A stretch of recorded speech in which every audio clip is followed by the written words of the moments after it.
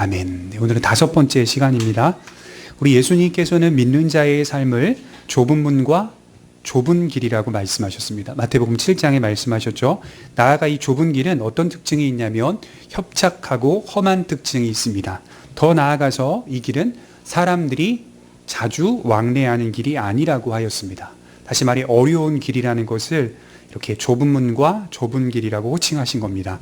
그러나 이 어려운 길들이 있기 때문에 우리가 걷고 나아가는 이 길이 귀한 것이고 우리가 지금 넓은 길과 넓은 문으로 가고 있지는 않은지 점검이 되는 겁니다. 좁은 길과 좁은 문이 있기 때문에 넓은 길과 넓은 문이 확인이 된다, 이렇게 말씀을 드리는 거죠. 이것이 구별이 없다면 우리는 분별할 수가 없게 되는 거죠. 좁은 문과 좁은 길이 어렵지만 우리를 점검할 수 있는, 제가 생각하기엔 하나님의 선물인 것 같아요. 똑바로 정신을 차릴 수 있게 만드시는 하나님의 은혜의 선물이 아닌가. 특별히 이 길을 걸어가는 과정 속에는 항상 우리에게 미혹이 있습니다. 그 미혹 가운데 가장 크고 위험한 미혹은 뭐라 그랬죠? 어떻게 사느냐? 또 어떻게 살아가느냐? 이런 문제가 아니라 지적인 미혹이다, 이렇게 말씀을 드렸습니다. 이 지적인 요소의 미혹은 우리 주님도 사도들도 매우 엄중하게 다루는 미혹입니다. 그러니까 여러분 성경을 보시면 바울 서신이나 또 다른 사도들이 쓰는 신약 성경 전체를 보시면 어떻게 살아가느냐에 대한 성화에 대한 엄중한 모습보다는 올바로 믿고 있느냐에 대한 엄중한 모습이 더 많이 나와요. 그러니까 지적인 요소의 미혹이 굉장히 위험하고 또 사도들과 예수님도 엄중하게 다루고 있는 미혹이라는 거죠. 삶이 어떠냐에 대한 문제는 계속 고쳐져 가야 하고 수정해 가야 하는 것이지만 지적인 미혹은 구원의 원천을 차단해버리는, 예수님께로 오지 못하도록 만드는 아주 위험한 미혹입니다. 복음을 변질시켜 비슷한 듯 보이지만 전혀 다른 내용을 우리 안에 심어넣어 우리로 하여금 잘못된 길로 인도합니다. 그래서 여러분, 이단에 빠진 사람들을 보게 되면 물론 그 안에서 특별한 은혜가 있어서 주님께로 돌아오는 사람이 있는가 반면에 끝까지 생을 마칠 때까지 역시 여전히 그것이 참된 것이라고 믿고 빠져나오지 못하는 사람들도 굉장히 많이 있죠. 그러니까 이런 사람들을 미혹하는 그런 이단이나 이단자들이 하나님께 받을 심판은 아주 무섭고 클 것이다, 저는 이렇게 생각합니다. 7절에 보면 미혹하는 자가 세상에 많이 나왔나니 이는 예수 그리스도께서 육체로 오심을 부인하는 자라. 자, 미혹하는 자들이 세상에 일단 많이 있다, 이걸 짚고 가셔야 돼요. 세상에는 미혹자들이 상당히 많이 있다. 엎친 데 덮친 격으로 이들뿐만이 아니라 세속화가 우리를 짓누르고 있다, 그죠? 우리의 죄의 본성을 건드리며 세속적인 영향을 계속적으로 세상이 가하고 있다. 나아가 이는 예수 그리스도께서 육체로 오심을 부인하는 자라. 이런 자가 미혹하는 자여 적그리스도니 너희는 스스로 삼가 우리가 일한 것을 잃지 말고 오직 온전한 상을 받으라. 자, 미혹자들의 잘못된 가르침 속에 신자는 어떠해야 하는가? 8절에 스스로 삼가야 한다, 이렇게 얘기하고 있어요. 스스로 삼가다라고 하는 단어가 헬라어의 블레포라고 하는데, 블레포에서 제가 헬라어 공부할 때 블레포, 기노스코, 아델포스, 안트로포스 막 이런 기본적인 단어를 외울 때 나오는 게 블레포에서, 블레포, 내가 알다, 이런 뜻입니다. 내가 알다. 근데 번역을 스스로 삼가다 이렇게 해놨어요. 그죠? 왜 그랬을까? 영어식 표현해 보니까 이 스스로 삼가다라는 말의 뜻이 룩입니다. 룩, 알아차리다, 이런 뜻이에요. 알아차리다. 그래서 스스로 삼가다는 것은 스스로가 알아차릴 수 있는 능력을 갖춘다는 뜻이에요. 그러니까 여러분들이 미혹자들에게 속지 않으려면 알아보는 눈이 있어야 되는 거죠. 내가 알다, 내가 알아보다 라고 하는 능력이 있어야 돼요. 그것이 잘못된 가르침인지 스스로 알아보고 있다는 거죠. 우리 스스로가 알아차리지 못하면 미혹받기가 쉽습니다. 전도서 9장 14절에 보면 이런 이야기가 잠깐 나와요. 곧 작고 인구가 많지 아니한 어떤 성읍에 큰 왕이 와서 그것을 에워싸고 큰 흉벽을 쌓고 치고자 할 때 그 성읍 가운데 가난한 지혜자가 있어서 그의 지혜로 그 성읍을 건진 그것이라. 그러나 그 가난한 자를 기억하는 사람은 없도다, 이렇게 표현하고 있어요. 지혜 있는 자 한 사람이 올바로 알아차려서 그 성읍을 구한다고 말씀을 하는 거죠. 지혜 있는 자 한 사람이 올바로 설면 수많은 사람들을 미혹의 길에서 건져낸다, 이렇게 표현할 수가 있죠. 그러나 이런 것들은 훨씬 더 중요한 것은 우리 스스로를 지키는 것이 더 중요하다는 거예요. 그러니까 예를 들어 제가 이렇게 또 반대로 생각해 볼게요. 지혜 있는 자 한 사람이 올바로 서며 많은 사람들을 미혹의 길에서 건져내기도 하지만 또 그러지 못하는 경우도 있다. 이렇게 살아가 보면. 그렇죠?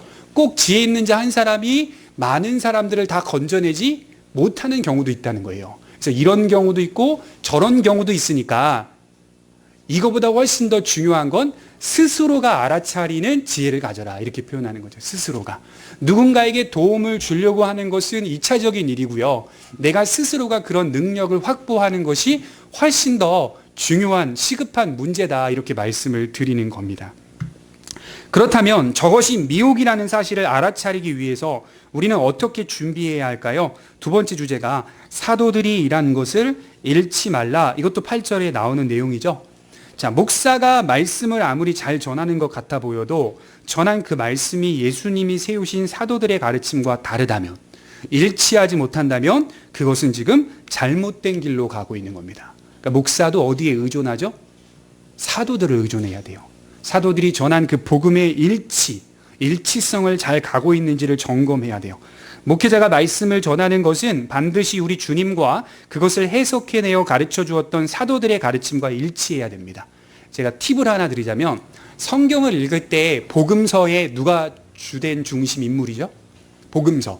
마태복음, 마가복음, 누가복음, 요한복음. 복음서의 중심은 예수님이잖아요. 그래서 복음이라고 하는 거죠. 그래서 예수님이 주된 중심으로 나오고 사도행전부터 요한계시록까지는 누가 또 주된 중심이죠? 사도들이 이 중심에서 기록하고 있는 책들인 거죠. 그런데 복음서에서 예수님이 하신 말씀들을 이제 사도행전부터 사도들이 활동을 하면서 그것을 해석해 내어서 전한 글들이 이 편지들이에요, 다. 그러니까 사도들이 전한 건 사도들 스스로의 말을 한 게 아니라요. 예수님이 복음서에서 말씀했던 그 내용을 쉽게 전달하는 일을 한 거예요, 평생 동안. 해석해 주는 일들을 한 거예요, 사도들이. 바울도 그랬고요. 베드로, 그 다음에 요한 이런 사람들 다 그랬거든요. 그러니까 예수님이 전한 그 말씀을 사도들이 해석해 주면서 편지를 교회에다가 보낸 겁니다. 그래서 이걸 교회들이 회람하여서 이 편지를 가지고 낭독했던 거죠, 예배 시간에. 그래서 여러분 요한 1서, 요한 2서 저희가 지금 읽고 있는데 이 요한 1, 2서에 나와 있는 내용들이 똑같이 어디에도 등장하죠, 비슷하게? 요한복음에도 등장하잖아요. 예수님이 주로 활동했을 시대의 모습들. 그죠? 그래서 요한이든 어떤 사도든 다 동일하게 예수님이 가르쳐 주었던 내용들을 쉽게 교회들에게 전달하는 일을 하였다, 사도들이. 그래서 그렇게 이해하시면 성경 읽을 때 좀 편합니다. 그래서 사도들이 전한 것을 잃지 말라, 이렇게 말씀을 하고 있습니다. 자, 유다서 1장 17절을 한번 볼까요? 한두 장 넘겨버리면 유다서가 나옵니다. 유다서 1장 17절입니다.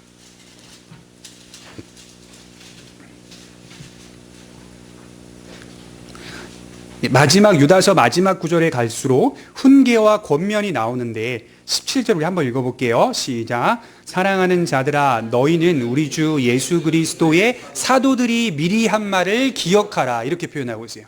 다 이런 식의 구조입니다. 사도들이 전한 것을 기억하라, 지키라, 잃지 말라, 이런 표현들. 유다서는 유다가 쓴 편지라서 유다서라고 하거든요.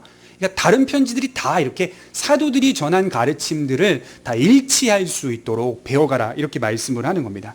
자, 어떤 사람들이 자신은 예수님의 가르침보다 더 큰 계시를 받았다, 자신은 사도들보다 훨씬 큰 계시를 받았다라고 말하면서 교회가 막 부흥이 일어나고 있고 말씀이 막 흥황한다 하더라도 사도들이 깨달은 것보다 자기는 더 큰 계시를 받았다고 하고 있다면 그 사람은 이단자인 거죠. 우리 눈에 교회가 커지고 교회가 부흥해도, 이해가 되시죠? 그래서 교회의 크고 작음이 나누는 기준은 아니라고요. 건강하냐 건강하지 못하냐를 평가할 수 있는 기준은 아니다, 이렇게 표현할 수 있죠. 사도들이 열심히 수고한 내용들을 잃지 말아야 합니다. 저와 여러분들이 평생에 집중해야 할 것은 바로 우리 주님의 가르침과 그 가르침을 교회를 통하여 해석해 주었던 사도들의 가르침입니다. 그들의 땀과 수고를 잘 지켜주어야 돼요. 교회란 어떤 곳입니까? 한 신앙 고백 안에서 하나 되는 곳. 그래서 교회는 가르침이 하나밖에 없어야 돼요. 교회의 가르침이 중구난방으로 되어서는 안 되죠. 저희 교단 같은 경우는 유독 목사님이 이제 합신해서 대학원에서 공부를 하고 나와서 목사 안수를 받고 목회를 하면서 이제 교회가 어느 정도 안정화되었을 때 함께 할 수 있는 교육자들을 청빙해서 부교육자들이 교회에 올 때 대부분이 다 같은 신학대학원을 나온 사람을 뽑는단 말이죠. 왜 그러죠? 가르침이 중구난방되지 않도록. 이게 되게 중요한 거예요. 그래서 같은 하나의 가르침 속에서 지속적으로 이어질 수 있도록 한 하나님과 한 예수님과 한 성령님 안에서 교회가 세워지도록. 예를 들어서 제가 생각하고 있는, 제가 성경에서 분명히 붙잡고 있는 성령론이 있어요. 성령론. 성령에 대한 정의가 있죠. 성령은 어떻게 일하시고 어떻게 역사하시고 성령은 어떻게 교회를 세워가시고. 그런데 만일 저희 교회 어떤 그 부교육자분이 성령에 대해서 성도들에게 가르칠 때 제가 생각하고 있는 성경이 말하고 있는 성령에 대한 가르침이 아니라 성령을 무슨 에너지, 파워 이런 식으로 표현하면서 성령을 은사의 차원으로만 가르치고 있다면 이거는 가르침이 다르잖아요. 중구난방이 될 수 있다는 거죠. 교회는 항상 하나의 가르침, 하나의 성령님, 한 예수님, 한 하나님 안에서 세워져야 한다.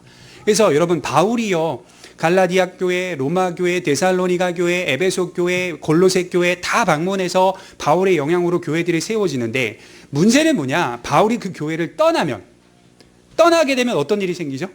문제가 일어나는 거예요. 계속. 자, 여러분께 묻고 싶어요. 고린도 교회가 참교회입니까? 거짓교회입니까? 참교회죠. 문제가 엄청 많은 교회인데도 불구하고 성경이 고린도 교회를 평가할 때 참교회라고 말해요. 그러니까 우리가 오해하시면 안 되죠. 그러니까 바울이 그렇게 잘 가르친 교회라 하더라도 곧장 떠나고 나서 일들이 자꾸 교회 안에 생기는 거죠. 그러니까 교회의 불완전함, 눈에 보이는 교회는 항상 불완전하여서 이 배틀 처치라 그래요. 전투하는 교회인 거예요. 항상 복음을 지켜내기 위해서 전투하는 모양새가 있는 거죠. 그렇죠?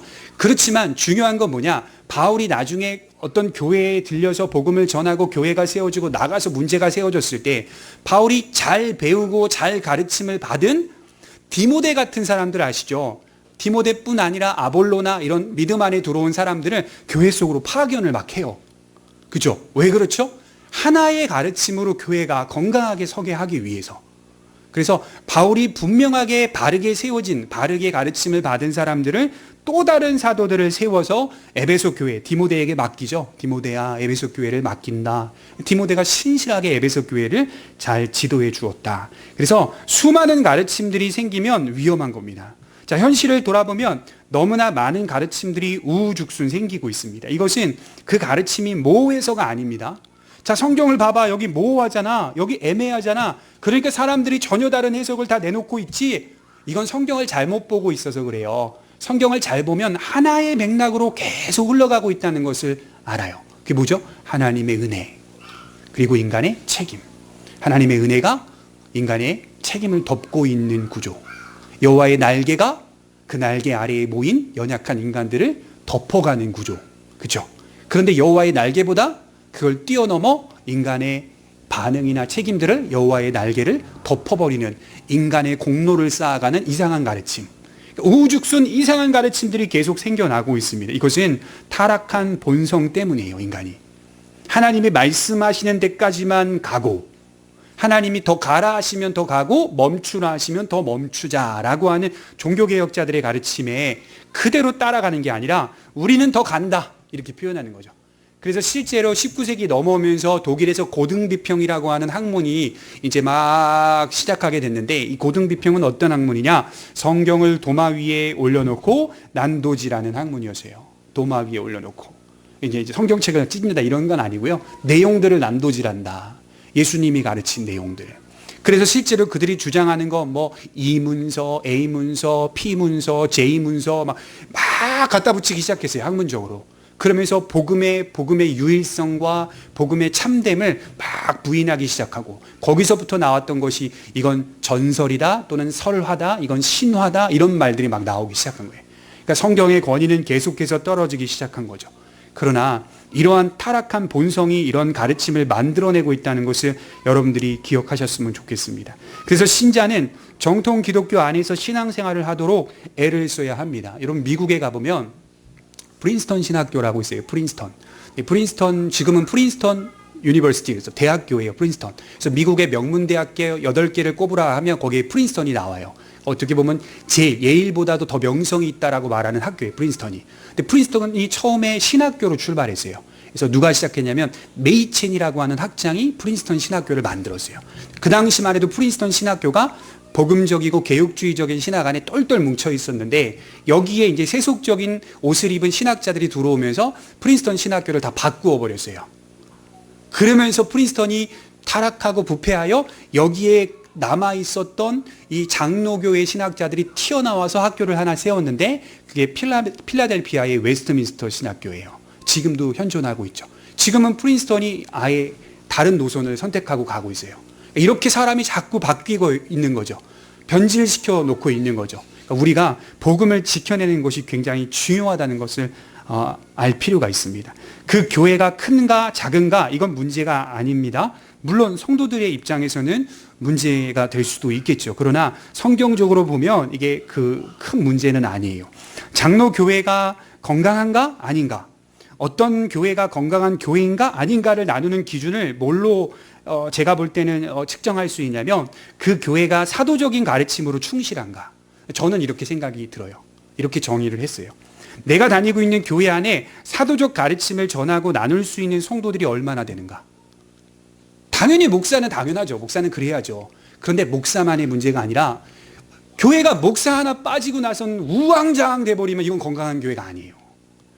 목사가 탁 빠져나가도, 물론 빠지시면 안 되지만 빠지면 교회가 될 수 없으니까 빠져나가도 교회인들 간의 사도적 가르침이 소통이 되고 나눌 수 있는, 누구나 가르침을 전달하고 이야기할 수 있는 성도들의 그 능력, 실력, 그분들이 얼마나 있느냐, 이게 건강한 교회인지 아닌지를 구분할 수 있는 기준인 것 같아요. 제일 중요한 것 같아요. 그래서 오늘날 보면 목사님 한 사람이 교회에서 이렇게 일이 생겨서 빠져나가면 교회가 엄청나게 많이 우왕좌왕이 되는 그런 일들을 제가 많이 목격해요. 저희 교회 안에서도. 이러면 사실 그동안의 모든 의존도가 목회자 한 사람에게 집중되어 있었다는 것을 볼 수가 있죠. 물론 의존해야죠. 그러나 목회자를 통해 전파하고 가르침받는 성도들이 돌아가서도 성경을 읽고 말씀을 배우고 깨닫고 이해하고 경건의 능력을 가지고 살아가면서 그들 스스로가 누구를 만나도 사도적 가르침을 전하고 이야기할 수 있는 사람이 되는 것, 이것이 사실 교회가 성도들을 키워낼 수 있는 은혜입니다. 제가 지난번 지하에 있었던 교회에서 정수기 렌탈하러 오신 분 계셨어요. 근데 그분이 이제 서울에서 신앙생활을 하다가 인천으로 이사를 와서 이제 정수기 렌탈을 하는 일을 하고 계신, 연세도 많이 저희 어머니 뻘 되시는 분이시거든요. 근데 보니까 자녀들이 저기 아프리카와 어느 나라의 선교사로 살고 있어요. 그래서 그 렌탈하면서 잠깐 말씀을 해주시는데 굉장히 신앙적으로 올바로 서 있는 거예요. 굉장히 올바로 서 있어요. 그러니까 좌로나 우로나 치우치지 않는다는 말처럼 이쪽도 아니고 저쪽도 아닌 딱 중간의 균형을 잘 갖춰서 하나님의 은혜 안에서 그리스도를 이야기하고 있더라고요. 자기의 삶도 평가하고 있고, 그러니까 굉장히 제가 인상을 많이 받았어요. 나중에 이제 돌아가실 때 어느 교회를 서울에서 그동안 30년 동안 다녔냐 했더니 합신에 있는 교회를 다녔다는 거예요. 저희 지금 총회장까지 지내셨던 그 남문교회인가 거기를 다니셨다고 하더라고요. 그래서 여기가 어느 교회냐, 이 지하교회가, 그래서 저희도 합신입니다 했더니 본인도 좀 놀라시더라고요. 제가 그 얘기를 듣고 감사하더라고요. 그러니까 성도들이 그냥 일상의 생활 속에서 직장 생활을 하면서도 만나는 사람들과 관계하고 신앙의 얘기를 하는데 좌로나 우로나 치우치지 않고 복음 안에서 얘기를 하고 있다고 생각해 볼 때 이분은 누구한테 배웠길래 이런 마음이 드는 거죠. 목사 입장에서는 어디서 배웠길래 이렇게 잘 이해하고 있을까. 그러니까 그런 성도들이 계속해서 이렇게 세워져 가야 한다는 것이 건강하냐 아니냐를 나눌 수 있는 기준인 것 같습니다. 자, 우리들이 그렇게 건강한 교회로 세워져 가야 합니다. 사도들의 가르침대로 신앙생활을 한다면 사도들이 전한 그 복음이 약속한 온전한 상을 받게 될 것입니다. 8절이 그렇게 말하고 있죠. 우리 신앙생활 가운데 항상 있는 그 갈망과 기대는 바로 하나님이 주실 온전한 상. 이게 온전한 상 어디서 많이 보죠? 룻기 2장 12절에 보면 나오죠. 보아스가 룻에게 한 말, 하나님께서 너에게 온전한 상으로 복을 주시길 원한다, 이렇게 기도하는데요. 그래서 구약이나 신앙이나 다 믿는 자들은 온전한 상을 하나님 안에서 바라보고 있다. 사람이 나에게 베풀어주는 썩어질 것으로 만든 상이 아니라 하나님이 주실 온전한 상을 바라보고 있다. 자, 나는 한 것이 없어요. 하나님, 누가복음의 말씀처럼 저는 무익한 종입니다. 당연히 하여야 할 일을 한 것뿐입니다. 이렇게 우리가 주님 앞에 고백하지만 주님은 우리에게 너가 왜 한 것이 없니? 내가 전한 그 복음, 사도들이 전한 그 복음을 잘 지키고 왔지 않느냐? 이렇게 말씀을 하시는 거죠. 그러니까 우리가 칭찬받는 건 딱 하나예요. 복음을 잘 지키고 왔니? 내 아들을 보내 너를 위해 대신 십자가에 죽고 부활하여 너에게 영생을 준 그 참된 진리의 복음을 잘 지키고 왔니? 우리가 구원받는 거 우리한테는 제일 우선적인 거죠. 그죠? 제일 첫 번째잖아요. 근데 하나님 편에서 첫 번째는 뭘까요? 우리 구원받는 거? 글쎄요, 그럴 수도 있죠. 그렇지만 성경을 보니까 복음이 복음되게 하는 거. 하나님 편에서. 하나님의 아들을 보내셔서 하나님의 진리를 나타내시고 십자가상에서 그의 아들이 죽고 부활한 예수 그리스도의 그 영광된 내용을 지키는 거. 왜곡 없이 변질시키지 않는 거. 그러면 구원은 어떻게 되죠? 따라오는 거예요. 구원은 따라오는 거예요. 우리는 구원받기 위해 예수님 믿습니다. 맞아요. 우리한테는 제일 중요한 거니까. 하나님 편에서는 하나님의 하나님 되심을 드러내는 거, 지켜가는 거. 이것이 하나님 편에서는 너무 소중하고 귀한 것으로 볼 수 있다는 것이죠. 자, 사도들이 전한 복음을 잘 지키고 왔다면 하나님 분명히 우리에게 잘했다 칭찬하실 겁니다. 저와 여러분들은 사실은 대단한 일을 하는 거예요. 복음을 지키는 일을 하니까. 여러분 시간이 가면요, 이 복음 계속 왜곡시킬 겁니다. 제가 지난주에도 말씀드렸지만 한국 교회 안에는 급격하게 빠르게 변질되고 있는 가르침이 있어요. 예를 들어 벌써 창조론이 아니라 진화론이라고 하는 것이 교회 안에 들어와 버렸어요. 그래서 진화론을 주장하는 과학자들을 교회 안으로 초대해서 교회에서 진화론의 입장에서 강의를 듣는 일들이 벌써 물들어가고 있어요. 이것은 진화론의 문제가 아니라 창조론이냐 진화론이냐 이런 문제가 아니라 이런 것들이 하나하나씩 잠식되게 되면 자연스럽게 복음이 잠식되게 됩니다. 변질되고 왜곡되게 됩니다. 이런 일들이 계속해서 일어납니다. 오늘날에는 주되게 사람들에게 많이 가르쳐지고 또 사람들에게 강조하고 있는 가르침이 뭐냐면 이 행실입니다. 행실. 그래서 저스티스, 정의. 이게 제일 중요한 주제인 거예요. 근데 이 주제가 정치 성향과 교회가 성경으로 나타내는 가르침과 이 손바닥이 탁 맞아 떨어진 거예요. 그래서 이제 교회 안에는 이 주제를 가지고 지속적으로 어떤 것이 정의냐, 정의롭게 사는 게 뭐냐, 성경의 율법대로 사는 게 정의냐, 그래 정의다 이게, 이렇게 결론을 내리면서 율법이 복음을 끌어안는 꼴이 돼버렸어요. 이해가 되시죠? 복음이 율법을 덮어버리는 개념이 아니라 율법이 복음을 덮어버리는 개념이 되니 다시 신약 성경은 폐하여지고 구약 성경이 올라오는, 수면 위에 올라오는 이런 일들의 가르침을 전하는 수많은 미혹자들이 많이 증가하고 있습니다. 다 좋다, 옳거니 하면서 지금 듣고 있죠. 여러분 그렇지 않아요? 저는 여러분들에게 강하게 말씀드리는 게 뭐냐면 율법은 폐하여지지 않았어요. 저는 그렇게 한 번도 가르쳐진 적 없어요. 율법은 완성되었다고 말씀을 드린 거죠. 폐하여지지, 율법이 필요 없다, 율법 폐기론자가 아니에요. 장로교는 율법은 너무 소중하다. 그러나 복음이 율법을 감싸할 때 율법의 율법됨을 드러낼 수 있는 거다. 율법은 우리를 구원할 일말의 능력도 없습니다. 우리를 변화시킬 수 있다고요? 이런 법조문들이 안 돼요. 제가 이렇게 살면서 경험해 보니까 법들은 외우고 알아가지만 저 자신을 변화시킬 수 있는 능력은 율법에는 없어요. 아예 없어요. 복음을 만날 때 내가 변화가 되고 율법대로 살고자 하는 의욕이 생기는 거죠. 이게 정말 턱나 잘못된 미혹들이 지금 왕성하게 가고 있는 겁니다. 여러분들과 저는 복음을 지키는 사람, 사도들이 땀과 눈물과 피를 흘린 그 내용을 지키는 사람들입니다. 자, 그렇게 하면 우리 자신뿐 아니라 모든 사람들에게 유익하다 이렇게 말할 수가 있죠. 그래서 사도 요한은 9절에 교훈 안에라는 말을 쓰는 겁니다.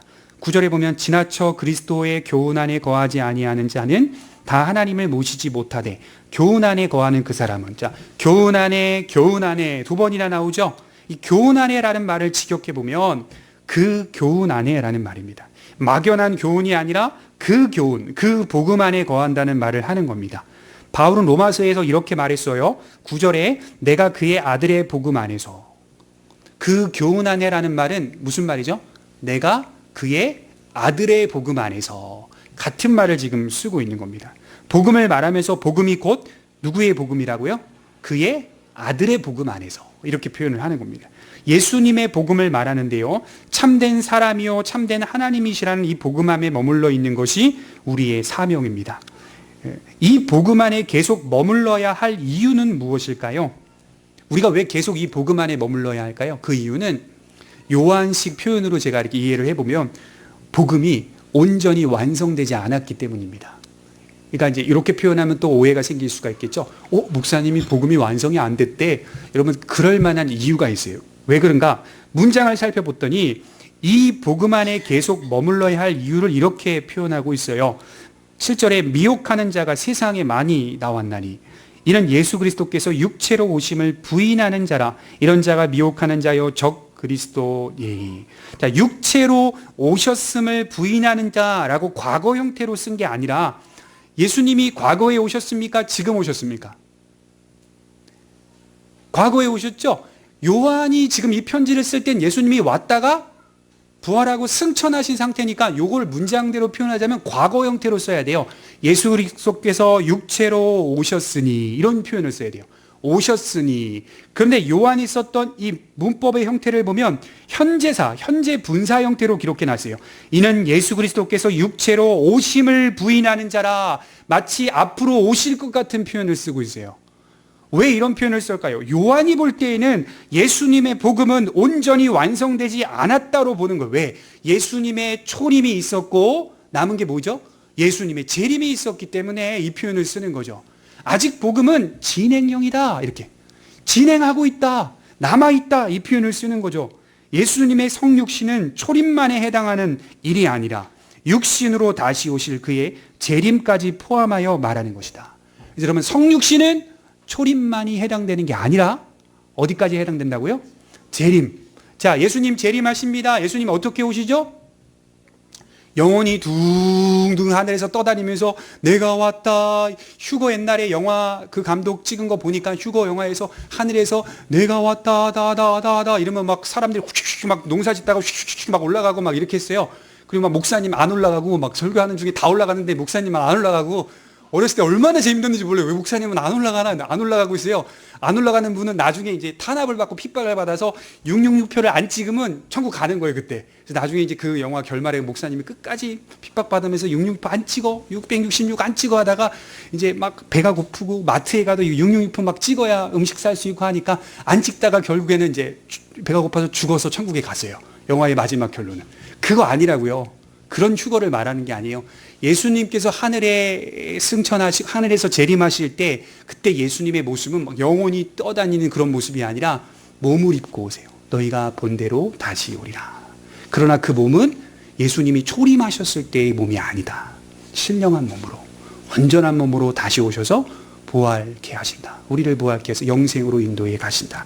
이것이 바로 초림과 재림의 예수 그리스도의 복음이 아직 재림으로 남아있기 때문에 요한이 현재 분사 형태로 기록한 것으로 보입니다. 다시 말해 예수님의 초림을 부인하는 자는 예수님의 무엇도 부인한다고요? 재림도 부인하게 된다. 고로 그들에게는 구원이 임할 수 없습니다. 신자의 신앙은 주님의 초림만이 아니요 주님의 재림까지 포함하는 신앙생활입니다. 그러니까 여러분들 신앙생활하면서 주님 날 구원하셨지 여기서 머물러 있으면 안 되고, 주님 다시 오시지, 나를 끌어안으실 거지, 그 몸으로 다시 오셔서 나를 품에 안으셔서 우리에게 썩어질 몸이 아니라 썩지 않을 신령한 몸을 주실 그날을 기대하고 고대해야 합니다. 그게 바로 그의 아들의 복음 안에서 예수님이 시작하셨잖아요. 끝을 누가 내시죠? 예수님이 내십니다. 구원의 완성. 이게 바로 복음이죠. 물론 다시 오시는 예수님은 초림 때의 육신 아닙니다. 신령한 몸을 입고 오실 겁니다. 그리고 우리 또한 썩어질 육신의 몸을 벗고 썩지 않을 영화로운 몸을 입게 됩니다. 그날을 바라보며 우리의 신앙은 발전해 가는 겁니다.